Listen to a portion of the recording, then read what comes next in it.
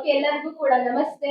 ಅಪ್ಪ ನಮ್ ಜೊತೆ ಇದ್ದಾರೆ. ಇವತ್ತಿನ ದಿನ ಅವ್ರ ಹತ್ರ ಅನುಭವನ ಕೇಳೋಣ. ಏನೆಲ್ಲ ಥೆರಪಿ ಮಾಡಿದ್ದಾರೆ, ಎಷ್ಟು ಪರ್ಸೆಂಟ್ ಅವ್ರಿಗೆ ರಿಲೀಫ್ ಅನ್ಸಿದೆ ಅಂತ ಹೇಳಿ. ಫಿಲಪ್ ಅವರೇ ನಮಸ್ತೆ. ನಮಸ್ಕಾರ. ಎಲ್ಲಿಂದ ಬರ್ತಾ ಇರೋದು? ನಾವು ಇಲ್ಲೇ ರಾಜ್ಕುಮಾರ್ ಸಂಬಂಧಿ ಕಡೆ ಲಕ್ಷ್ಮೀ ದೇವನಗರ ಅಂತೇಳಿ. ನನಗೆ 63 ವರ್ಷ. ನನಗೆ ಮಾತಾಡೋಕ್ ಮುಂಚೆ ಮೊದಲೇ ಹೇಳ್ಬಿಡ್ತೀನಿ, ಮೊದಲು ಈ ಸೆರಾಕೆ ಏನ್ ಕೊರಿಯಾ ಕಂಪನಿದು ಏನಿದೆಯಲ್ಲ, ಆ ಒಂದು ಸ್ಥಾಪನೆ ಮಾಡಿದಂತ ಪ್ರತಿಯೊಬ್ಬ ಗಣ್ಯ ವ್ಯಕ್ತಿಗಳಿಗೆ, ಮತ್ತೆ ಇಲ್ಲಿ ಏನು ದಾಸರಳ್ಳಿ ಏನ್ ಬ್ರಾಂಚ್ ಇದೆಯಲ್ಲ, ಇದು ಎಲ್ರಿಗೂ ಸಹ ನಾನು ಮೊದಲು ಎಲ್ಲರ ಕಡೆಯಿಂದನೂ ಇಲ್ಲಿ ಬರ್ತಕ್ಕಂಥ ಎಲ್ಲ ಅಪ್ಪ ಅಮ್ಮಂದಿರಿಗೂ ಸಿಸ್ಟರ್ಗೂ ಎಲ್ರಿಗೂ ನಾವು ಧನ್ಯವಾದ ಅಂತ ಹೇಳ್ಸ್ಕೊಳ್ತಾ, ಎಲ್ಲಾ ಸಿಸ್ಟರ್ಗೆ ಇನ್ನೊಂದು ಸರಿ ನಾನು ಥ್ಯಾಂಕ್ಸ್ ಹೇಳ್ತೇನೆ. ಯಾಕೆಂದ್ರೆ ಸರ್ವಿಸು ಬಹಳ ಚೆನ್ನಾಗಿದೆ. ಇವತ್ತಿನ ದಿವಸ ನಾವು ನಮ್ಮ ಮಕ್ಕಳಿಗೆ ಏನೇ ಸೌಲಭ್ಯ ಕೊಟ್ಟರು ಆ ಸೌಲಭ್ಯದ ಕೃತಜ್ಞತೆನೂ ಇಲ್ಲ. ಇಲ್ಲಿ ಈಗಿನ ಕಾಲದಲ್ಲಿ ಇಷ್ಟು ಮುಕ್ತವಾಗಿ ಏನು ₹1 ತಗೊಳ್ದೇನೆ ನಾವು ಬಂದಾಗ ಪ್ರತಿಯೊಬ್ಬರನ್ನು, ಇದರಲ್ಲಿ ಭೇದ ಭಾವ ಇಲ್ದೇನೆ ಪ್ರತಿಯೊಬ್ಬರನ್ನು ತಾಯಿ ಹೆಂಗೆ ಮಕ್ಕಳನ್ನ ಹಾರೈಸ್ತದೆ, ಆ ರೀತಿ ಮಕ್ಕಳನ್ನ ನಮ್ಮನ್ನೆಲ್ಲ ಹಾರೈಸಿ ನಮ್ಮ ಸುಖ ದುಃಖಗಳು, ಏನ್ ನಿಮ್ ಪ್ರಾಬ್ಲಮ್ಮು, ಯಾವ ತರ ನಿಮ್ಗೆ ಎಷ್ಟು ದಿನದಿಂದ ಇದೆ ಎಲ್ಲ ಪ್ರತಿಯೊಂದು ವಿಚಾರಿಸಿ, ಊಟದಿಂದ ಹಿಡ್ಕೊಂಡು ನಮ್ಮ ದಿನಚರಿ ಎಲ್ಲ ಹಿಡ್ಕೊಂಡು ಅದಕ್ಕೆ ತಕ್ಕಾದಂತ ಒಂದು ಏನು ಸಿಸ್ಟಮ್ ಇದೆ ಅದನ್ನ ನಮ್ಗೆ ಕೊಡ್ತಾ ಇದ್ರೆ ಬಹಳ ಸಂತೋಷ ಆಗುತ್ತೆ. ನಾವು ಮೊದಲೇ ಯಾಕೆ ಬರ್ಲಿ ಅಂತೇಳಿ ಈಗ ಚಿಂತೆ ಆಗ್ತಾ ಇದೆ. ಕಾರಣ ನಮ್ಮ ಕರ್ಮಗಳು ಕಳಿಬೇಕಲ್ವಾ. ಸೊ ನಾನು ಈ ಮೊದಲು ಬಂದಿದ್ದೆ, ನನಗೆ ಕಾಲ್ದು ಶುಗರ್ ಆಗಿ ಒಂದು 7 ವರ್ಷದಿಂದ ಪ್ರಾಬ್ಲಮ್ ಇತ್ತು. ಅದನ್ನ ಮಧ್ಯೆ ನಾನು ಗ್ಯಾಪ್ ನಾನು ಹಾಸ್ಪಿಟ್ಲ್ಗೆ ಹೋಗಿದ್ದೆ. ಅಲ್ಲಿ ಬೆಳ್ಳು ತೆಗಿಯಂತ ಪರಿಸ್ಥಿತಿ ಬಂತು, ತೆಗೆದಾಯ್ತು. ಸೊ ಅದೆಲ್ಲ ತೆಗೆದಾದ್ಮೇಲೆ ಅಲ್ಲಿಂದ ಇಂಜೆಕ್ಷನ್ ಕೊಟ್ಟಿದ್ದಾರೆ ನನಗೆ. ದಿನ ಒಂದು 20, ಸಂಜೆ 22, ಮತ್ತೆ ಮಾತ್ರೆಗಳು ಇದೆಲ್ಲಾನು. ನಾನು ತಿಳ್ಕೊಂತೀನಿ, ನನ್ನ ಜೀವನ ಪೂರ್ತಿ ಇದೇನೆ ಮಾಡ್ತಾ ಇರ್ಬೇಕಾ, ಇದೇನೆ ಕೊನೆ, ತೊಳ್ದಾನೆ ಇರ್ಬೇಕಾ ಅಂತೇಳಿ ಚಿಂತೆ ಬಂದಿತ್ತು. ಯಾಗಾದ್ರೂ ಮಾಡಿ ಎದುರಿಸ್ಬೇಕಲ್ಲ ಅಂತೇಳಿ ನಾನು ಹಲವಾರು ರೀತಿ ಪ್ರಯತ್ನ ಪಡ್ತಿದ್ದೆ, ಯೋಚನೆ ಮಾಡ್ತಿದ್ದೆ, ಹೆಂಗಪ್ಪ ಮುಂದಿನ ಜೀವನ ಬರೀ ಇಷ್ಟಲ್ಲೇ ಆಗೋಯ್ತಲ್ಲ, ನಾವು ಏನು ತಿನ್ನೋ ಫುಡ್ಡೇನೆ ನಮಗೆ ಇಷ್ಟು ವಿಷ ಆಗೋಯ್ತಲ್ಲ ಅನ್ನೋದು ಮಂದಟ್ಟಾಯ್ತು. ಸೊ ಪ್ರತಿಯೊಂದಕ್ಕೊಂದು ಗುರುಗಳು ಬೇಕಲ್ಲ, ಮಾರ್ಗದರ್ಶಕರಾಗ್ಬೇಕು. ಆ ಮಾರ್ಗದರ್ಶನ ಈ ಒಂದು ಸೆರಾಕರನ ಸಂಸ್ಥೆ. ಈ ರೀತಿ ಹಲವಾರು ಬೇರೆ ಬೇರೆ ಇದಾವೆ, ಅದರಲ್ಲೂ ಹೋಗ್ಬೋದು, ಸಾವಿರಾರು ರೂಪಾಯಿ ಖರ್ಚು ಮಾಡ್ಬೇಕಾಗುತ್ತೆ. ಆದ್ರೆ ಈ ಒಂದು ಸರಾಕೆರ್ ಅನ್ನೋದು ಈಗಿನ ಸಿಚುವೇಶನ್ ಅಲ್ಲಿ, ಈಗ ಏನ್ ನಡೀತಾ ಇದೆಲ್ಲ ಇದರಲ್ಲಿ ಫ್ರೀಯಾಗಿ ಕೊಡೋದು ಬಹಳ ಅದ್ಭುತ. ಮತ್ತೆ ನಮ್ಗೂ ಒಂಥರ ಡೌಟ್, ಏನಪ್ಪ ಎಲ್ಲೋದ್ರು ₹10 ₹1000 ತಗೊಳ್ದೇನೆ ಕೆಲಸ ಆಗಲ್ಲ. ಒಂದ್ ಬ್ಲಡ್ ಟೆಸ್ಟ್ಗೂ ಇಷ್ಟು ಅಂತ ಹೇಳ್ತಾರೆ, ಒಂದು ಎಕ್ಸ್ರೇ ತೆಗಿಯಕ್ಕೋ 400-500, ಮತ್ತೊಂದು ಏನೋ ಸಿಟಿ ಸ್ಕ್ಯಾನ್ ಮಾಡ್ಬೇಕಾದ್ರೆ ಅದಕ್ಕೊಂದು 3000 ಕೊಡಿ, ಈಗ ಡಿಸ್ಕೌಂಟ್ ಇದೆ ಅದಂತ ಹೇಳ್ತಾರೆ. ಆದ್ರೆ ಇಲ್ಲಿ ಮೊನ್ನೆ ಒಂದು ಬ್ಲಡ್ ಟೆಸ್ಟ್ ನಡೀತು, 600 ಚಿಲ್ಲರೆನ ತಗೊಂಡ್ರು. ಅದರಲ್ಲಿ ನನ್ನ ಬಾಡಿದು ಏನಿದೆ ಎಲ್ಲಾ ನ್ಯೂನತೆಗಳನ್ನು ನನಗೆ ಬಂತು. ಅದನ್ನ ಎಕ್ಸ್ಪ್ಲೈನ್ ಮಾಡಿದ್ದಾರೆ ಸಿಸ್ಟರ್ಗಳು, ನಮ್ಮ ಅಮ್ಮ ಅಂದಿರು. ಸೊ ಅಲ್ಲಿಗೆ ನಾನೇ ತಿಳ್ಕೊಂಡೆ, ಓ ಈ ತರ ಇದೆಯಾ ನನ್ನ ಬಾಡಿಲಿ, ಇದನ್ನ ತೆಗೆದು ಇದು ಮಾಡ್ಬೇಕಾರೆ ಹೇಗೆ ಅಂತ ಹೇಳಿದಾಗ ನಿಮ್ ಕಡೆಯಿಂದ ನಮ್ಗೆ ಬಹಳ ಒಂದು ಹೆಲ್ಪ್ ಆಯ್ತು. ನೀವು ಇಷ್ಟು ದಿನ ಥೆರಪಿ ಇದಕ್ಕೆ ಈ ತರ ಅಂತ ಹೇಳಿದಿರ. ಸೊ ಅದನ್ನ ತಗೊಳ್ಳೋ ರೀತಿ ನನಗಿದೆ, ನಾನು ಇದನ್ನ ಮುಂದುವರ್ಸ್ಕೊಂಡು ಹೋಗ್ತೀನಿ ಅಂತ ಇಷ್ಟಪಡ್ತೀನಿ. ಮತ್ತೆ ನನಗೆ ಒಂದು 3 ದಿನ ನಾನು ಇಂಜೆಕ್ಷನ್ ತಗೊಳೋದ್ ಬಿಟ್ಟೆ, ನೋಡೋಣ ಏನಾಗುತ್ತೆ. ಈ ಸೆರೆಕರ್ಗೂ ಮಧ್ಯೆ ಏನು ಹೆಚ್ಚು ಕಮ್ಮಿ ಆಗುತ್ತೆ ಅಂತೇಳಿ ಇಂಜೆಕ್ಷನ್ ಮಾತ್ರೆ 2 ದಿನ ತೆಗೆದೆ. ಬೆಳಗ್ಗೆನೆ 260 ಇತ್ತು, ಏನು ಊಟಕ್ಕೆ ಮುಂಚೆ ಶುಗರು. ಸರಿ, ಅದನ್ನ ಹಾಗೆ ಬಿಟ್ಬಿಟ್ಟು ಇಲ್ಲಿಗೆ ಬಂದೆ. ಇಲ್ಲಿ ಬಂದಾಗ ನನಗೆ ಒಂದು 3 ಗ್ಲಾಸ್ ನೀರು ಮತ್ತೆ ಥೆರಪಿ ಏನು ಬೆಡ್ ಇದೆಯಲ್ಲ ಅದೆಲ್ಲ ತಗೊಂಡೆ. ಆಟೋಮೆಟಿಕ್ ಆಗಿ ಒಂದು 90 ಭಾಗ ಕಮ್ಮಿ ಆಯ್ತು. ನೀರೆಲ್ಲ ತಗೊಂಡ್ಮೇಲೆ 90 ಭಾಗ ಕಮ್ಮಿ ಆಯ್ತು ಮೊದಲಿಗಿಂತ. ಇದು ಒಂಥರ ಅದ್ಭುತವಾದ್ದೇ ಇದು. ಸೊ ಅದ್ರ ಜೊತೆಗೆ ನಿಮ್ಮಲ್ಲೇ ಸಜೆಷನ್ ಮಾಡ್ರು, ಒಂದೇ ಸರಿ ಬಿಡಕ್ ಹೋಗ್ಬಿಡಿ, ಒಂಚೂರು ನೀವೇನು ಇಂಜೆಕ್ಷನ್ ಅಂತ ತಗೊಳ್ತೀರ ಹಾಗೆ ಕಂಟಿನ್ಯೂ ಮಾಡಿ, ನಾವು ಕೊಡೋ ಥೆರಪಿನ ಯೂಸ್ ಮಾಡಿ ಆಮೇಲೆ ನೋಡುವ ಅಂತ ಹೇಳಿದ್ದಾರೆ. ಸೊ ಹಾಗಾಗಿ ನನಗೆ ಅನ್ನಿಸ್ತದೆ, ಮುಂಚೆ ನಾನು ಊಟ ಮಾಡ್ಕೊಡ್ಲೆ ಒಳ್ಳೆ ನಿದ್ದೆ, ಹಂಗೆ ನಿದ್ದೆ ಬಂದ್ಬಿಡೋದು, ಸುಸ್ತು. ನಡಿಬೇಕಾದ್ರೆ ನನ್ನ ಮೈ ಮೇಲೆ ಯಾರೋ 4 ಜನ ಇದಾರೇನೋ ಅನ್ನೋ ಅಂತ ಭಾರ.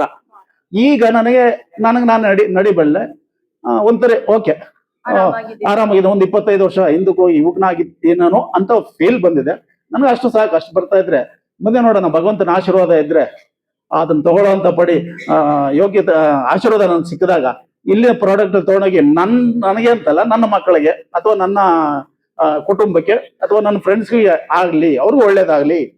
ಜರ್ನಿ ಈಗ ಇಲ್ಲಿ ಮೆಟ್ರೋ ಏನು ಸ್ಟೇಷನ್ ಯಾವ್ದು, ದಾಸರಳ್ಳಿಯಿಂದ ಎಕ್ಕಿದ್ರೆ ನಮ್ಗೆ ಗುರಿ ಇರೋದು ಇದಕ್ಕೆ ವೈಟ್ ಫೀಲ್ಡ್ಗೆ. ಇದು ಜೀವನ, ನಾವು ಜರ್ನಿ ಆಗೋದು ಇಲ್ಲಿಂದ ಜೀವನ. ಮಧ್ಯೆ ಎಲ್ಲಿ ಬೇಕಾದ್ರೂ ಮರ್ತು ನಿಂತೋಗ್ಬಿಡ್ತೇವೆ, ಅದು ಆಯ್ಸ್ ಅಷ್ಟೇ. ಆತರ ನಾವು ಗುರಿ ಮುಟ್ಬೇಕಾದ್ರೆ ಈ ತರ ಒಂದು ನಮ್ಮ ಆರೋಗ್ಯ ಕಾಪಾಡ್ಕೊಳ್ಳಕ್ಕೆ ನಾವು ಪ್ರಯತ್ನ ಪಡಬೇಕು. ದುಡ್ಡು ಇವತ್ತು ಸಂಪಾದನೆ ಮಾಡ್ಬೋದು, ಆದ್ರೆ ಈ ಪ್ರಾಡಕ್ಟ್ ತಗೊಂಡು ಇನ್ನೊಂದಷ್ಟು ಜೀವನನ ಸುಗಮವಾಗಿ ಇಟ್ಕೊಂಡು ನಮ್ಮ ಮಕ್ಕಳಿಗೆ ಇದಕ್ಕೆಲ್ಲ ಒಳ್ಳೇದಾಗ್ಲಿ ಅಂತೇಳಿ ನಾನು ಹೇಳ್ಕೊಳ್ತಾ ಈ ಸೆರೆಕರಿಗೆ ಮತ್ತೊಮ್ಮೆ ಎಲ್ಲರ ಪರವಾಗಿ ತುಂಬಾ ಧನ್ಯವಾದಗಳು ತಿಳಿಸ್ತಾ ನನ್ನ ಮಾತು ಮುಗಿಸ್ತೀನಿ. ನಾನು ಕೆಲವೊಂದು ಕ್ವಶನ್ ಕೇಳೋದಕ್ಕೆ ಇಷ್ಟಪಡ್ತೀನಿ ಹಾಗೆ. ಸೊ ಇವಾಗ ನೀವು ಹೇಳಿದ್ರಿ ಇನ್ಸುಲಿನ್ ತಗೊಳ್ತಾ ಇದೀನಿ ನಾನು 2 ಬಾರಿ ಅಂತ ಹೇಳಿ. ಈ ಥೆರಪಿಯನ್ನ ರೆಗ್ಯುಲರ್ ಆಗಿ ಮಾಡುವಾಗ ಇನ್ಸುಲಿನ್ ಕಡಿಮೆ ಆಗುತ್ತೆ ಅಥವಾ ಬಿಡಬಹುದು ಅನ್ನೋ ನಂಬಿಕೆ ಇದೆಯಾ ನಿಮ್ಗೆ? ಖಂಡಿತ ಇದೆ ಮೇಡಮ್, ಖಂಡಿತ. ಆ ಇನ್ಸುಲಿನ್ ಕಂಡಿಡ್ದವನು ಮನುಷ್ಯನೇ, ಇದನ್ನೂ ಕಂಡಿಡ್ದವನು ಮನುಷ್ಯನೇ, ಆಯ್ತಾ.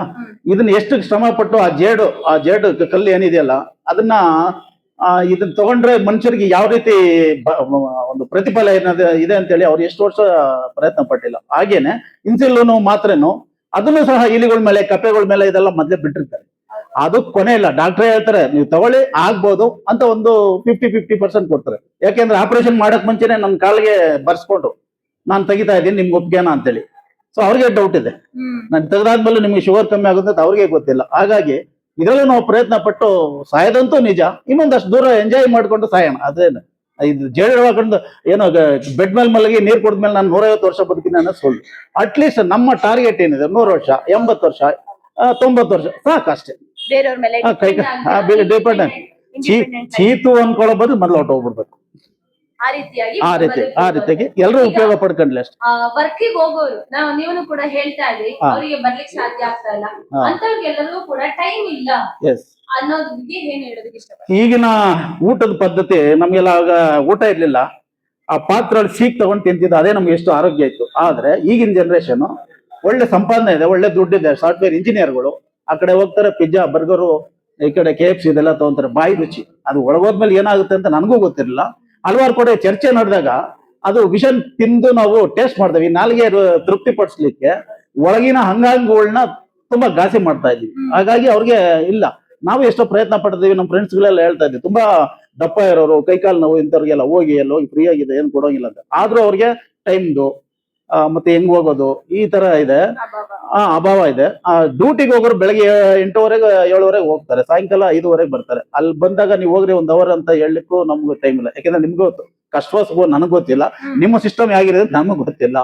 ಸೊ ಈ ಟೈಮ್ ನ ಒಂಚೂರು ಮುಂದಕ್ಕೆ ಹೋಗಿ ಈ ತರ ವರ್ಕ್ ಫ್ರಮ್ ಹೋಮ್ ಅಥವಾ ಈ ಹೊರಗಡೆಯಿಂದ ಬಂದಂತ ಲೇಡೀಸ್ಗಳಿಗೆ ತುಂಬಾ ಜನ ಇದ್ದಾರೆ, ಅವ್ರಿಗೂ ಸಹ ಹೆಲ್ಪ್ ಆಗ್ಲಿ ಅನ್ನೋ ಉದ್ದೇಶ ನಂದು. ಹಾಗೆ ನಿಮ್ಮ ಸಂಸ್ಥೆಗೆ ತೊಂದರೆ ಆಗುತ್ತಾ ಏನೋ ಗೊತ್ತಿಲ್ಲ ನನಗೆ, ಆದ್ರೆ ನಿಮ್ಮ ಈ ಒಂದು ಸರ್ವಿಸ್ ಎಲ್ರಿಗೂ ಸಿಗ್ಲಿ ಅಂತ ನನ್ನ ಆಶೆ. ನಿಮ್ಮ ಆಶೆ. ಓಕೆ, ಇವಾಗ ನಾನು ಇನ್ನೊಂದು ಲಾಸ್ಟ್ ಕ್ವಶನ್ಸ್ ಕೇಳ್ತೀನಿ.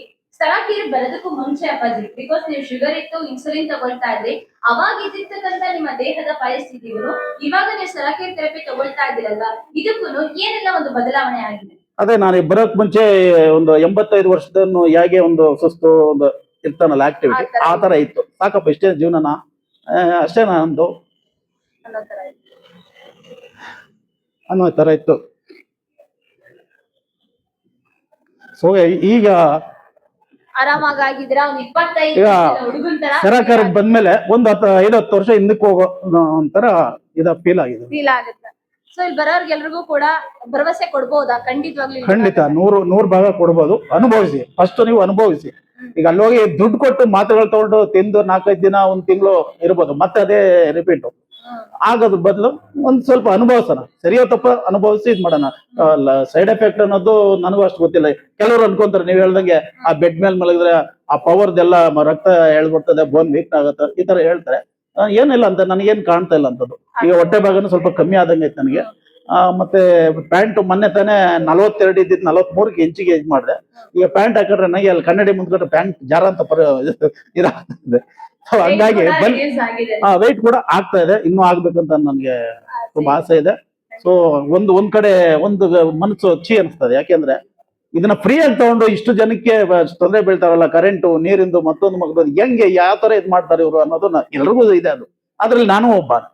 ಸೊ ಹೆಂಗೆ ಸಾಧ್ಯ ಇದು ಅಂತೇಳಿ ನಾನು ಯೋಚನೆ ಮಾಡ್ತಾ ಇದ್ದೀನಿ. ಆ ಹಿಂದಿಲ್ ಮರ್ಮ ಇಲ್ಲ. ಈ ನನ್ ಮೂಲಕ ಇದು ರಾಜಕೀಯವಾದ ಅಂತಲ್ಲ, ಸರ್ಕಾರ ತಿಂಗಳಿಗೆ ಇಷ್ಟು ಕೊಡ್ತೀನಿ ಅದು ಫ್ರೀ ಇದು ಫ್ರೀ ಅಂತ ಹೇಳ್ತಾರಲ್ಲ, ಎಷ್ಟು ಬಡವರು ಇದ್ದಾರೆ ಗೊತ್ತಿಲ್ಲದ್ರೆ, ಎಷ್ಟು ಜನ ಬಡವರಿಲ್ಲ ನಿರ್ಗತಿಕರಿದ್ದಾರೆ.